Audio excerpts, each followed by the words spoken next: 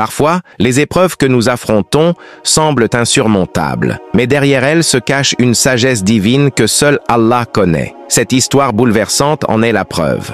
Le cheikh raconte, il y avait un homme pieux qui entrait chaque jour dans la mosquée pour prier avec les fidèles. Mais lorsqu'il partait, lui restait, pleurait, et ses sanglots ébranlaient les cœurs. Je l'observais souvent, intrigué, et je me demandais, pourquoi pleure-t-il autant? Que cache-t-il derrière ses larmes?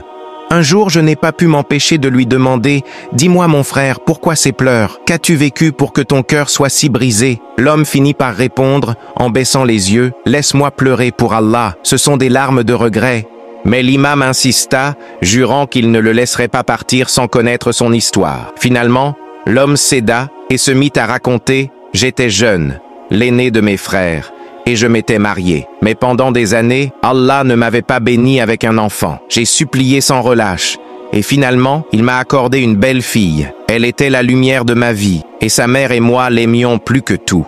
Lorsqu'elle a eu 5 ans, elle est tombée gravement malade. Nous étions désespérés. Je l'ai portée moi-même à l'hôpital priant. Ô le tout miséricordieux, ô le très clément, sauve ma fille. Après un examen, le médecin est revenu, la mine sombre, et a dit « Nous appartenons à Allah, et c'est à lui que nous retournons. Votre fille est décédée. » À cet instant, un feu de colère s'est allumé en moi. J'ai crié « Ô mon Seigneur, tu n'es ni miséricordieux, ni clément. » J'ai transgressé contre Allah, aveuglé par la douleur. Mais quelques minutes plus tard, le médecin est revenu précipitamment et a dit « Elle est revenue à la vie. » J'ai oublié mon acte de révolte contre Allah et ma fille a continué à vivre. Elle a grandi et a même rejoint l'université.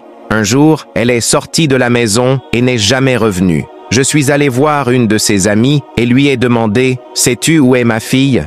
Elle m'a répondu, hésitante, « Elle a rencontré un jeune homme. Ils se sont fréquentés et elle est tombée enceinte. Par peur de ta réaction, elle s'est enfuie. Ces paroles m'ont brisé. Ma femme, en apprenant cela, n'a pas supporté et est morte sur le coup.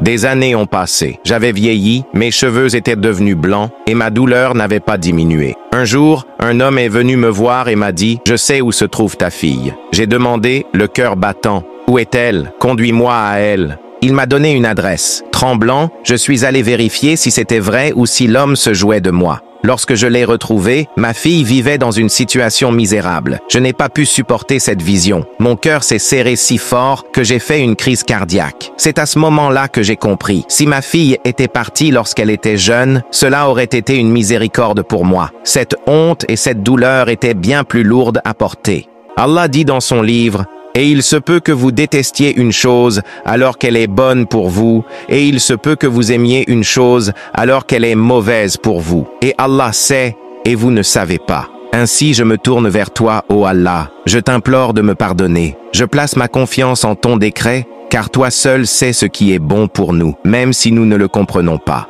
Cette histoire nous enseigne une puissante leçon. La vie est remplie d'épreuves qui, bien qu'elles semblent injustes ou incompréhensibles, font partie de la sagesse divine. Elle nous rappelle que nous devons toujours faire preuve de patience, placer notre confiance en Allah et accepter son décret, même lorsque les événements nous dépassent. Nous ne comprenons pas toujours les bienfaits ou les leçons cachées derrière nos épreuves. Cependant, comme le souligne le verset d'Al-Baqarah, ce que nous percevons comme un mal peut en réalité être un bien. Et inversement.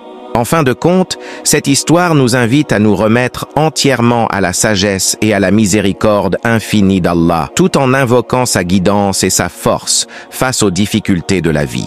Ô Seigneur, fais descendre la satisfaction dans nos cœurs. Fais de nous des serviteurs soumis à ton décret et à ta sagesse. Fortifie-nous dans cette vie et dans l'au-delà. Accorde-nous une fin pleine de bien. Répare nos états et fais-nous entrer au paradis par ta miséricorde. Ô toi, le très miséricordieux.